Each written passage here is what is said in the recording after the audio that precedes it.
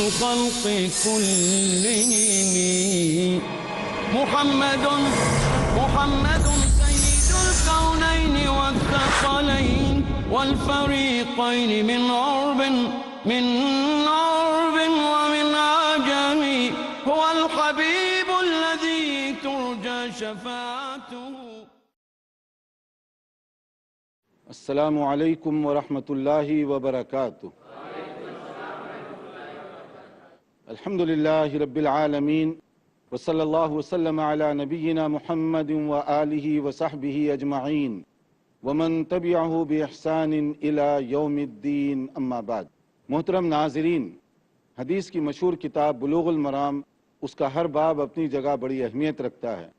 علامہ ابن حجر عسقلانی رحمۃ اللہ علیہ جو اپنے زمانے کے مایہ ناز محدث گزرے ہیں، انہوں نے کوشش کی ہے کہ ذخیرہ احادیث سے تلاش کر کے ان موتیوں کو ایک جگہ جمع کر دیا جائے، اور اس کتاب میں انہوں نے کوشش کی احکام اور مسائل سے متعلق بہت ساری معلومات ایک جگہ رکھی جائیں تاکہ سمجھنے میں، پڑھنے میں، عمل کرنے میں آسانی ہو سکے.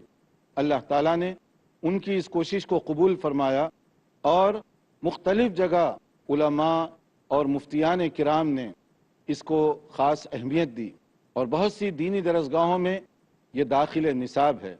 ہم آپ تمام کی خدمت میں اس پروگرام کے ذریعے سے یہ گزارش کرنا چاہیں گے، کیونکہ اس پروگرام کا مقصد یہ ہے گھر گھر دین کی روشنی پہنچ سکے. اس کے ذریعے سے ہم چاہتے ہیں کہ آپ اپنے اعمال کو دیکھیں، ہم سب مل کر اپنی اصلاح کی کوشش کریں. اگر کہیں کوئی کمزوری یا نقص پایا جاتا ہے تو قبل اس کے کہ وقت ضائع ہو، اور قبل اس کے کہ ہماری آنکھ لگ جائے اور اس وقت ندامت اور پچھتاوے کے سوا کوئی چیز ہاتھ نہ آئے، اس سے پہلے اپنے اعمال کو درست کیجیے. اپنے اعمال کو درست کرنے کے لیے حدیث رسول صلی اللہ علیہ وسلم سے محبت کرنا سیکھیے. حدیث پڑھیے، حدیث سمجھیے اور حدیث کے مطابق زندگی بسر کیجیے.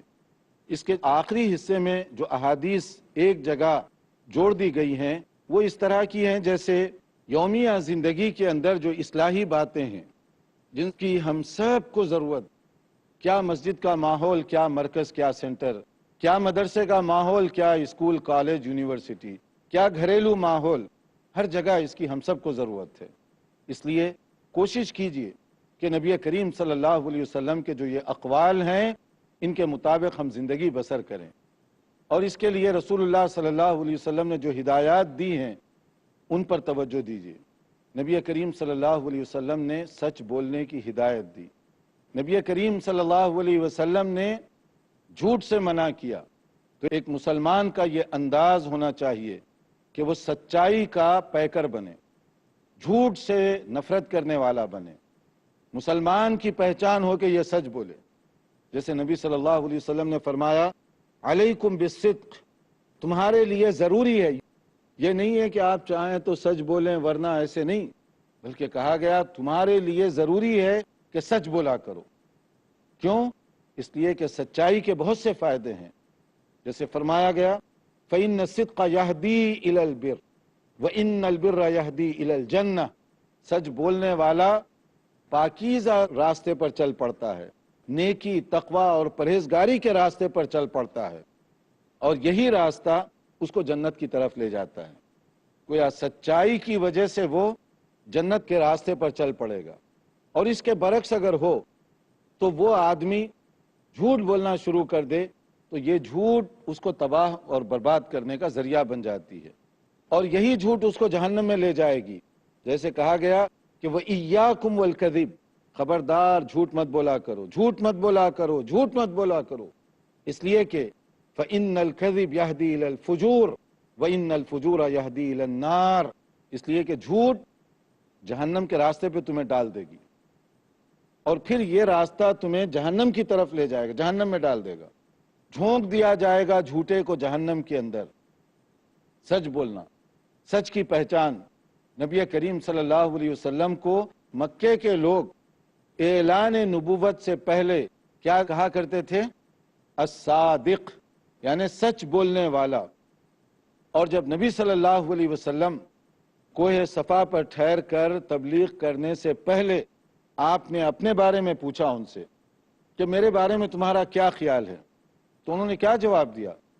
مکے کے سب لوگ جمع تھے اس وقت، بڑے بڑے سردار بھی تھے، بڑے نامور قسم کے لوگ بھی تھے، سارے لوگ کھڑے ہوئے۔ آپ نے پوچھا میرے متعلق تم لوگ کیا کہتے ہو؟ تو نبی صلی اللہ علیہ وسلم کے بارے میں انہوں نے کیا جملے کہے کہ آپ سب سے زیادہ سچے، سب سے زیادہ امانت دار، سب سے زیادہ اچھے اور بزرگ، سب کی گواہی تھی۔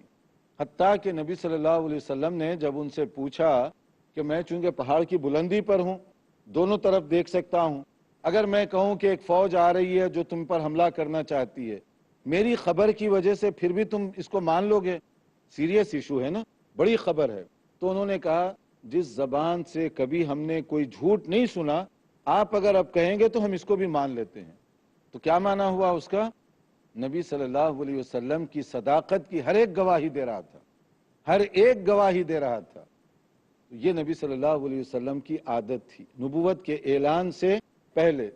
اسی لیے نبی کریم صلی اللہ علیہ وسلم پر جو مخالفین تھے، دشمن تھے، انہوں نے بڑے الفاظ کسے، وہ آپ کو تنگ کرنے کی بہت کوشش کرتے رہے، مگر اس کے باوجود ان کی زبان سے یہ نہیں نکل سکا کہ آپ کو جھوٹا کہیں، جھوٹا نہیں بول سکے۔ وہ دشمنی کے باوجود جھوٹا نہیں بول سکے۔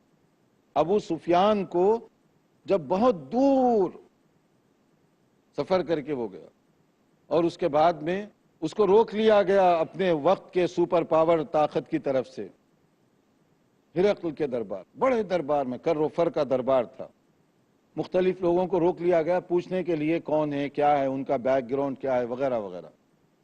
جب رسول اللہ صلی اللہ علیہ وسلم سے بہت دور، میلوں دور وہاں پر پہنچے اور نبی کے سخت مخالف ہیں، کچھ سوالات کیے۔ اب ان سے جو مختلف سوالات کیے گئے اس میں سے ایک سوال یہ تھا کہ وہ سچ بولتے ہیں یا جھوٹ بولتے ہیں، پہلے ان کی کیا روٹین تھی۔ تو ابو سفیان اتنی دور ہیں، نبی سے مخالفت ہے، لڑائی جھگڑا ہے، نفرت ہے، ساری چیزیں ہیں، مگر جب پوچھا گیا تو ابو سفیان نے کہا کہ جھوٹ بولتے ہوئے کبھی ہم نے نہیں سنا، سچ بولتے ہیں وہ، جھوٹ بولتے ہوئے ہم نے نہیں سنا ان کو۔ کیونکہ ابو سفیان کو یہ ڈر تھا کہ اگر میں کہہ دوں کہ وہ کبھی جھوٹ بولتے ہیں، پیچھے بیٹھے ہوئے لوگ کہیں کہ نہیں بولتے، تو کتنی بے عزتی ہوئی۔ اس ذلت سے بچنے کے لیے اس نے سچ کہا ابو سفیان نے کہ محمد صلی اللہ علیہ وسلم کبھی جھوٹ نہیں بولتے۔ تو بعد میں اور بھی سوالات کیے گئے، اس کے بعد اس نے کہا کہ دیکھو میں نے تم سے پوچھا تھا کہ وہ جھوٹ بولتے ہیں، تم نے کہا کہ کبھی نہیں بولتے۔ جو آدمی اپنی ذات کے لیے جھوٹ نہ بولے، کیا وہ دین کے حوالے سے جھوٹ بول سکتا ہے؟ اللہ کے حوالے سے جھوٹ بول سکتا ہے وہ آدمی؟ تم خود گواہی دے رہے ہو کہ 40 سالہ ریکارڈ تمہارے سامنے ہے، کبھی انہوں نے جھوٹ نہیں کہا، تو اللہ کے لیے کیسے جھوٹ بول سکتے ہیں؟ تو ایک مومنانہ جو انداز ہے یہ ہونا چاہیے۔ حضرت ابو بکر رضی اللہ تعالیٰ عنہ کے نام کے ساتھ کیا ٹائٹل لگا؟ صدیق، بہت زیادہ سچ بولنے والا۔ جگہ جگہ ان کی سچائی کے نمونے دیکھنے میں آئے، ایسے موقعوں پر بھی جہاں سخت مشکل حالات تھے وہ سچ ہی بولتے رہے، کبھی انہوں نے جھوٹ کا سہارا نہیں لیا۔ حتیٰ کہ معراج جیسا واقعہ ہوا، مکے کے لوگ بڑے پریشان ہو گئے۔ جب معراج کا واقعہ ہوا، نبی صلی اللہ علیہ وسلم نے بتایا کہ ایک رات میں گیا اور یہ سفر کر کے واپس آیا۔ اس زمانے کا جو ٹریولنگ سسٹم تھا تو لوگ جانتے تھے کہ ایک دن میں ایک آدمی کتنی دور تک جا سکتا ہے۔ اوسطاً اس زمانے کا جو سفر تھا 30 سے 40 میل پر ڈے کے حساب سے وہ جایا کرتے تھے۔ اب اس زمانے میں کوئی کہے کہ ایک دن میں اتنی دور جا کر آ گیا، تعجب تو ہوتا ہے ان کو، کیسے چلے گئے، کیسے واپس آ گئے؟ جہاں بات ہوئی اس وقت حضرت ابو بکر موجود نہیں تھے۔ اب مشرکین کو سمجھ میں آیا، بڑا ہتھیار ہاتھ میں آ گیا۔ کیا ہتھیار ہاتھ میں آ گیا؟ کہ ہم جائیں گے اور نبی صلی اللہ علیہ وسلم کے دوست جو ہیں حضرت ابو بکر، ان کو ان کے خلاف کر دیں گے، بھاگے گے۔ حضرت ابو بکر سے انہوں نے پہلے ایک بات کی، اگر کوئی آدمی یہ کہے کہ ایک رات میں مکہ مکرمہ سے بیت المقدس جائے اور واپس آئے، تم مان لو گے؟ کہا کیسے مان لوں گا، کیسے ہو سکتا ہے، ناممکن ہے، ایک دن میں کون اتنا سفر کر سکتا ہے؟ اب وہ اور ذرا شیر بن گئے، اور اس کے بعد میں انہوں نے کہا اچھا سنو، تمہارے جو ساتھی ہیں نا، جو رسول بنے ہوئے ہیں، وہ یہ کہہ رہے ہیں۔ اب وہی ابو بکر جو پہلے کہہ رہے تھے کہ کیسے ہو سکتا ہے، جب نبی کا حوالہ دیا گیا، یہ ہے ایمان۔ جب نبی کا حوالہ دیا گیا، فوری حضرت ابو بکر نے کہا اگر نبی نے کہا ہے یہ ہوا ہے۔ ان کو بڑا تعجب ہوا، ابھی تو آپ کہہ رہے تھے کہ ممکن نہیں ہے کہ اتنا سفر ایک رات میں کر لیں، اور اب کہتے ہیں کہ ہوا ہے۔ وہ کہتے ہیں اگر نبی صلی اللہ علیہ وسلم اس سے بڑی خبر دیتے ہیں، ہم اس کو مانتے ہیں کہ اللہ نے آپ کو رسول بنایا، مان لیا، اللہ نے وحی بھیجی، مان لیا۔ اگر وہی رسول کہہ رہے ہیں کہ معراج ہوئی، پھر شک کی کیا بات؟ یہ ہے ایمان، تصدیقیت، یہ ہے صدیقیت کا درجہ۔ جہاں لوگ شک و شبے میں مبتلا ہوں، وہاں پر یہ یقین اور یہ سچائی ہونی چاہیے۔ تو یہ جو سچائی ہے یہ مومن کو کام آتی ہے، اور سچائی کے ذریعے سے آدمی پہچانا جاتا ہے۔ خود مختلف ممالک کے اندر ایسے لوگ جو تقوی شعار ہوں، دین پر عمل کرنے والے ہوں، اسی سچائی کی وجہ سے وہ پہچانے جاتے تھے۔ انڈیا کے اندر ایک بہت دور دراز کا علاقہ، دیہاتی ماحول تھا، وہاں ایک کیس پیش ہوا۔ یہ اس وقت کی بات ہے جب انگلش حکومت تھی۔ وہاں ایک کیس پیش ہوا، زمین کا مسئلہ تھا، مسجد کے سلسلے میں اور ایک غیر مسلم کے سلسلے میں یہ جھگڑا تھا۔ بڑی مشکل پیش آ گئی۔ مسجد کے ساتھ مسلمانوں کا ایک تعلق ہوتا ہے، جذبات ہوتے ہیں ان کے اس کے ساتھ کہ یہ جگہ مسجد کی ہے یا فلاں غیر مسلم ہندو کی ہے۔ اب جب کورٹ میں گئے، اس زمانے میں کاغذات وغیرہ کو سنبھال کر رکھنے کا رواج بہت کم ہوتا تھا، زیادہ تر زبان سے بات چلتی تھی، تو اب بڑی مشکل میں پھنس گئے کہ کیسے فیصلہ کریں، مسلمان ورسز غیر مسلم۔ تو وہاں پر علاقے کے کچھ لوگ تھے اور انہوں نے ایک عجیب سی بات کی۔ انہوں نے ایک بزرگ کا نام بتاتے ہوئے کہا کہ ان سے ہم پوچھ لیتے ہیں، وہ جو گواہی دیں گے ہم اس کو مان لیتے ہیں۔ انگریز نے کہا، جو جج تھا، اگر سب مانتے ہیں تو ٹھیک ہے۔ انہوں نے کہا کہ سب مان لیں گے، ان کی بات جو ہوگی، ان کی جو گواہی ہوگی، ہم سب اس کو تسلیم کریں گے۔ اس کے بعد کیا ہوا ایک وقفے کے بعد ہم بتاتے ہیں، انتظار کیجیے۔ محمد سید ul Konain والثقلین۔ Dialogue. Discussion. Debate. Rebuttal. Conclusion. Eliminate misconceptions about religion. Get enlightened. Witness Dr. Zakir Naik in a battle of words in Crossfire. ہر اتوار رات 8:30 بجے اور دوبارہ صبح 8:30 بجے انڈیا میں پیس ٹی وی اردو پر۔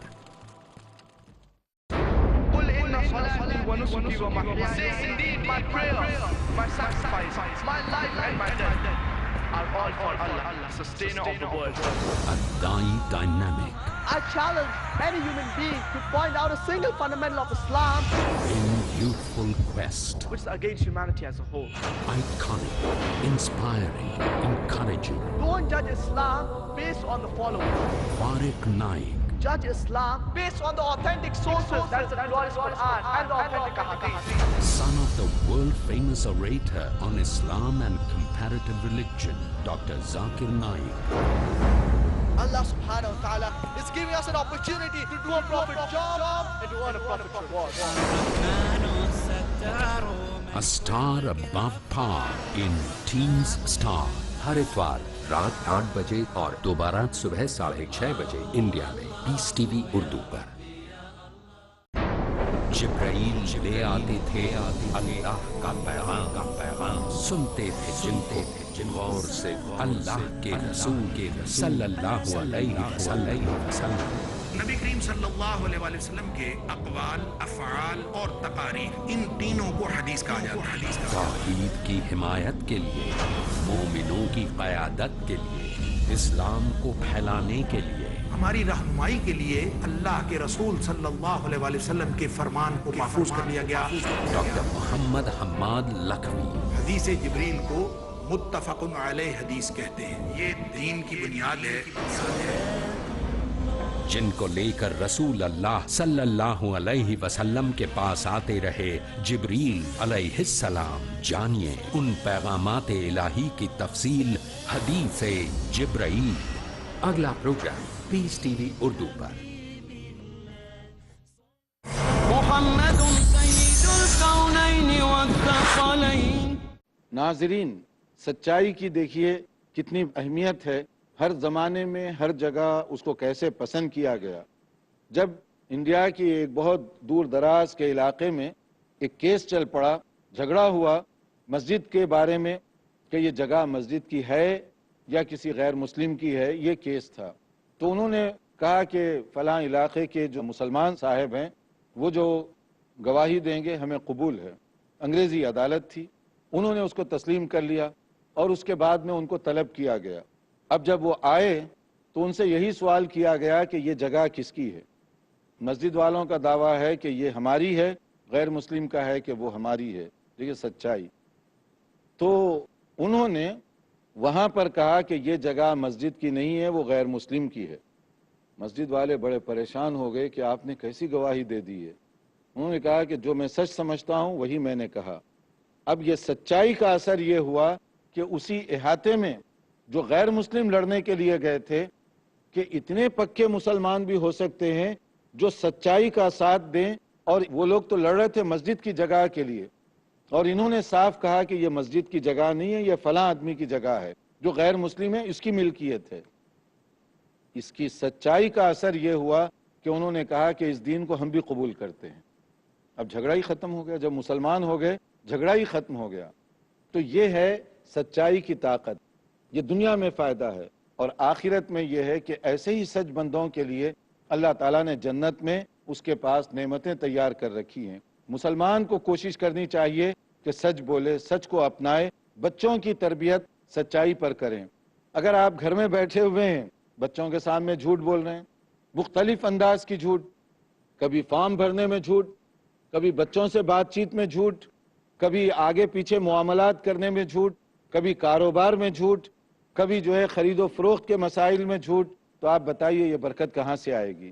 اس لیے ایک مسلمان جہاں جائے اس کو سچ بولنا چاہیے، سچ کا ساتھ دینا چاہیے، حق کا ساتھ دینا چاہیے، چاہے اس کی طرف لوگ کم ہوں زیادہ ہوں، چاہے اس کی طرف سپورٹ کرنے والے زیادہ پاورفل ہوں یا کمزور ہوں، کیونکہ کل قیامت کے دن جب سب کمزور ہوں گے، اللہ طاقتور، اللہ کے ہاتھ میں قوت ہوگی اور اللہ تعالیٰ انصاف کے ساتھ فیصلہ کرے گا۔ تو وہاں ندامت سے بچنے کے لیے آدمی کو چاہیے کہ یہاں پر سچ اور حق کا ساتھ دے۔ نبی کریم صلی اللہ علیہ وسلم نے ایک اور ارشاد فرمایا، ایاکم والظن فإن الظن اکذب الحدیث۔ جس سے پہلے اخلاقیات کے سلسلے میں ایک بات بتائی گئی کہ بدگمانی سے بچو، تو یہاں پر بھی اسی طرح کی ایک بات بتائی جا رہی ہے کہ بدگمانی مت کرو، پازیٹیو تھنکنگ رکھو، مثبت سوچ رکھو اپنے بھائیوں کے بارے میں۔ اگر کوئی آدمی مشورہ کر رہا ہے آپس میں بیٹھ کر، تم یہ کیوں سوچ رہے ہیں کہ وہ میرے خلاف بات کر رہا ہوگا؟ اگر کسی وجہ سے ایک آدمی مثلا کہیں دور دراز کا سفر وہ کر کے چلا گیا کسی کام کی وجہ سے، تو یہ کیوں سمجھ رہے ہیں کہ گھر بار کو وہ چھوڑ کر اپنے آپ کو بچانے کے لیے چلا گیا؟ یا اگر کوئی اور بات ہو رہی ہے تو آپ اس کے بارے میں نیگیٹو تھنکنگ کو چھوڑیں، مثبت انداز فکر اپنائیں، اور مثبت جو سوچتا ہے اس کے لیے ہر جگہ خیر ہے، ہر جگہ اس کے لیے فائدہ ہے، ہر جگہ برکت ہے اس کے لیے۔ اس لیے ہمیشہ مثبت انداز فکر کو اپنائیے۔ اگر مثبت انداز فکر کو اپنایا جائے گا اس کا بہت زیادہ فائدہ ہوگا۔ اب جیسے مثال کے طور پہ آپ بمبئی شہر میں یا کوئی کراچی میں، کوئی لاہور میں کہیں ایسے ٹھہرا ہوا ہے، ایک بارات جا رہی ہے شادی کی، اور اس کے اندر وہ جیسے ان کا طریقہ ہے کوئی بھی غلط کام کرتے ہوئے جا رہے ہیں۔ اب آپ دیکھتے ہیں کہ وہ باراتی کون ہے، شادی کس کی ہو رہی ہے۔ اگر شادی مسلمان کی ہو رہی ہے آپ چھوڑ دیتے ہیں، جانے دو، روکتے نہیں ہیں ان کو۔ مسجد کے سامنے سے جائیں، کیسے بھی جائیں، باجا بجاتے ہوئے جائیں، آپ کہتے ہیں جانے دو۔ غیر مسلم کی ہے تو اب آپ کی رگ پھڑکنے لگتی ہے وہاں پر، اب آپ نکل جاتے ہیں، آؤ دیکھیں گے کیسے گزرتے ہیں ادھر سے، باجے کو روکو ورنہ نہیں برداشت کریں گے ہم۔ تو جو پہلی بارات گئی ان کے لیے بھی سیم قانون نہیں ہونا چاہیے تھا؟ اگر آپ دینداری کے لیے یہ کام کر رہے ہیں تو مسلمانوں کو پہلے روکیے کہ آپ کے لیے یہ درست نہیں ہے کہ یہاں مسجد کے سامنے سے جائیں، تم تو مسجد کے آداب کو سمجھتے ہو، اور غیر مسلم تو آداب کو نہیں سمجھتا، اس کے لیے رعایت دی جا سکتی ہے، مگر ہمارا انداز کیا ہے؟ الٹا ہے۔ اب ہم کہنے لگتے ہیں یہ سازش ہے مسلمانوں کے خلاف، اسلام کے خلاف سازش ہے، دین کے خلاف سازش ہے۔ اب یہ لفظ سازش اتنا استعمال ہونے لگا کہ سازش جو ہے نا ایک عام سا جملہ بن کے رہ گیا. کون کس کے خلاف سازش کر رہا ہے نہیں کر رہا ہے ایک الگ مسئلہ ہے، لیکن ہر چیز کو سازش کہہ دینا یہ بات درست نہیں ہے. ہو سکتا ہے کچھ لوگ ایسے ہی گزر رہے ہوں گے، ان کو معلوم بھی نہیں ہوگا راستے میں مسجد ہے. کوئی آدمی عقل مندی سے ان سے پہلے ہی بات کر لے، ہو سکتا ہے وہ روک بھی دیں، یا نہیں پھر دوسرا طریقہ ہے کہ آپ 2 منٹ کے لیے برداشت کر لیجئے کہ وہ گزر جائیں گے، فتنہ ہوگا ہی نہیں، کوئی لڑائی جھگڑا کوئی کسی طرح کی اس کے اندر بات ہی نہیں ہو سکے گی. اسی طرح اگر کوئی 2 آدمی کہیں پر لڑ رہے ہوں، درمیان میں کوئی آدمی آ جائے، اگر وہ غیر مسلم ہو اور اس نے کسی کو ہٹانے کے لیے، ایک مسلمان تھا اور ایک غیر مسلمان کو اس نے تھوڑا سا پش کیا کہ آپ ادھر جاؤ، تو اب آپ کہنے لگے اچھا تم جو ہے سازش کر کے آئے میرے خلاف، کیونکہ ادھر غیر مسلم ہے اور اس کو تم جو ہے جتانا چاہتے ہو اور مجھے ہرانا چاہتے ہو، اس لیے تم یہ کام کر رہے ہو. اب یہ چیزیں پیدا ہوتی ہیں بدگمانی کی وجہ سے. اگر بدگمانی نہ ہو تو آدمی اس میں اچھے خیالات بھی رکھ سکتا ہے کہ لڑائی کو روکنے کے لیے اس نے مجھے بھی دھکا دیا، اس کو بھی دھکا دیا، چلو آگے چلتے ہیں، لڑائی بھی ختم ہو جائے گی اور بدگمانی کے نقصانات سے بھی ہم بچ جائیں گے. کبھی ایسے بھی ہوتا ہے کہ میاں بیوی گھر کے اندر بھی یہ بات ہو سکتی ہے. اب بیوی بیچاری سردی زکام یا کوئی اور چیز سے سر میں درد ہے، اب وہ لیٹی ہوئی ہے، اب آپ باہر سے آئے، آتے ہی فائرنگ شروع کر دی کہ تم جو ہے لیٹی ہوئی ہو، تم سو رہی ہو، تمہیں کام کرنا چاہیے، تمہیں فلاں کرنا چاہیے. آپ نے یہ نہیں محسوس کیا کہ اس کو تکلیف کیا ہے، آپ نے سمجھا کہ وہ ایسے ڈھونگ کر رہی ہے، یہ بدگمانی ہے، ڈھونگ کی وجہ سے وہ ایسے لیٹی ہوئی ہے، حالانکہ واقعی اس کے لیے پرابلم تھا، بیماری تھی، سر کا درد تھا، کوئی ایک سبب تھا. تو اس لیے پازیٹیو تھنکنگ ہمیشہ انسان کو کئی طرح کی مصیبت اور پریشانیوں سے نجات دلاتی ہے. تو کوشش کیجئے کہ اپنے اندر اچھا انداز رکھیں، اپنی سوچنے کا پیمانہ درست رکھیں. پھر نبی کریم صلی اللہ علیہ وسلم نے ایک اور بات فرمائی کہ تم لوگ بلا ضرورت راستوں میں، فٹ پاتھ پر، چوراہوں پر بیٹھو مت، کیونکہ یہ جانے آنے کے راستے ہیں، اس میں عورتیں بھی جاتی ہیں، مرد بھی جاتے ہیں، ضرورت مند گزر رہے ہیں. آپ وہاں بیٹھے کیا کر رہے ہیں؟ کیوں بیٹھتے ہیں وہاں پر؟ ایاکم والجلوس علی الطرقات، راستوں میں بیٹھ کر لوگوں کو تکلیف مت پہنچاؤ. تو بعض صحابہ نے کہا اللہ کے نبی صلی اللہ علیہ وسلم کبھی کبھی ضرورت پیش آتی ہے اس کی، تب بھی نہیں بیٹھ سکتے ہم. تو آپ نے کہا اگر ضرورت ہو تو بیٹھیں، لیکن اس کا حق ادا کرو، راستے کا حق ادا کرو. حق کیا ہے؟ آپ نے فرمایا غض البصر، اپنے نظروں کی حفاظت کرو. چوراہے پہ بیٹھ کر آنے جانے والی عورتوں کو تاک جھانک کرتے ہوئے بیٹھنا یہ جائز نہیں ہے، غض بصر سے کام لو. اور اسی طرح سے آپ نے فرمایا وکف الاذی، دوسروں پر تکلیف دینے والی چیزوں کو روکے رکھو. ہم لوگ کیا کرتے ہیں؟ بیٹھے ہوئے ہیں، کوئی چیز کھا رہے ہیں، کیلا کھائے اور چھلکا ایسے سے پھینک دیے. اب وہ راستے سے گزرنے والوں کے لیے ہم راحت پہنچا رہے ہیں یا تکلیف پہنچا رہے ہیں؟ کوئی چیز کھائی اور ایسے ہی ڈال دیے وہاں پر. اب آنے جانے والے ان سب کے لیے راستے میں ایک رکاوٹ ہم نے کھڑا کر دی. نبی صلی اللہ علیہ وسلم نے اس سے منع کیا. یہ اور اس طرح کی اور کچھ چیزیں اس میں ہیں کہ اگر بیٹھنا ہو تو اس کے آداب کیا ہیں، اس کو ہم کوشش کریں گے کہ آئندہ انشاءاللہ پورے کریں. آپ انتظار کیجئے ہمارے آئندہ لیکچر کا. پہلے اگر آپ کے کوئی سوال ہوں تو یہاں ہم اس کو لے لیں. جی السلام علیکم شیخ. وعلیکم السلام. جیسے کہ آپ نے بتایا غیبت اور دوسری چیزوں کے بارے میں، اور جو ہم انٹرپریٹ کرتے ہیں اس کے بارے میں، تو انسان جو ہے وہ ایک شک میں مبتلا ہو جاتا ہے کہ ہاں اس نے میرے بارے میں بات کیا ہے، بدگمانی کرنے لگتا ہے. تو اس کے لیے ہمارے پاس کیا علاج ہے کہ اگر بندہ شک کرتا ہے تو شک کا کوئی علاج ہے کیا اکارڈنگ ٹو شریعہ اور اکارڈنگ ٹو قرآن حدیث؟ کوئی ہمارے پاس ایسی دعا وغیرہ کچھ ہے کیا شک کے لیے؟ اور دوسرا کوشچن یہ، جو ہم لوگ باہر بیٹھتے ہیں تو آج کل لوگوں نے یہ آرگیومنٹ کر دیے کہ ہم لوگ کسی کو کچھ تنگ نہیں کرتے، یہ چیز، یا پھر بولتے ہیں کہ یہ آج کل کی ضرورت بن گئی ہے، ایریا سیف رہتا ہے یا کوئی خرافات نہیں ہوتی. اگر رات بھر ہم لوگ بیٹھیں گے 2-2:30 بجے تک تو ہم لوگوں کا ایریا سیف رہتا ہے. تو ہم لوگ سیکیورٹی کنسرن کی وجہ سے یہاں بیٹھتے ہیں.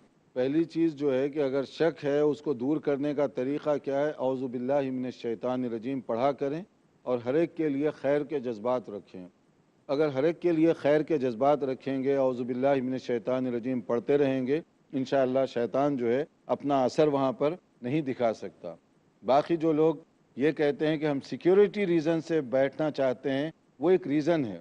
اگر واقعی اس کی ضرورت ہے اور وہ اس کا کام کر رہے ہیں کہ اس کی وجہ سے اور لوگوں کو سکون پہنچا رہے ہیں، یہ تو ایک اچھی بات ہے، لیکن یہ ہے یا نہیں ہے اس کو چیک کرنا پڑے گا کہ آپ گپ شپ لگانے کے لیے، ٹائم پاس کرنے کے لیے، آوارہ گردی کرنے کے لیے وہاں بیٹھیں اور کہیں کہ اس سے دشمن ڈرے گا، مخالفین ڈریں گے، یہ حضور قابل قبول نہیں ہے۔ ہمارے اور سوالات ہیں لیکن ایک وقت ہمارا ختم ہو رہا ہے، تو انتظار کیجئے آئندہ لیکچر کا۔